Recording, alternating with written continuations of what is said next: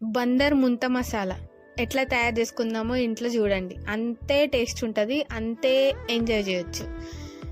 Onions, పచ్చిమిర్చి, టమాటా, lemon, కరివేపాకు, కొత్తిమీర, పుదీనా తీసుకొని మంచిగా కడుక్కొని కట్ చేసుకోవాలి వీడియోలో చూపించిన విధంగా. మర్మరాలు, అదే మేమైతే తెలంగాణలో అయితే పేలాలు అంటారు.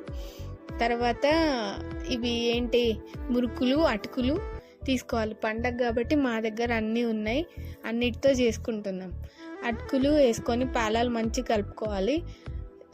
ఎంత మంచిగా అంటే అన్నీ మెత్తగా కావాలంత. తర్వాత అందులోనే టమాటా, ఆనియన్, పచ్చిమిర్చి వేసుకొని అందులోని మొత్తం రసాలు మర్మరాల్లో కలిసేంత వరకు కలుపుకోవాలి.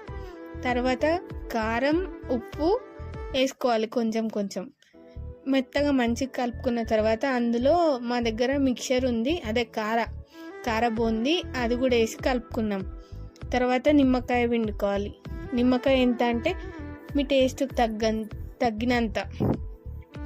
తర్వాత మళ్ళీ నిమ్మకాయ వేసుకున్న తర్వాత మంచిగా కలుపుకొని ప్లేట్లలోకి తీసుకుంటే అయిపోయాయి.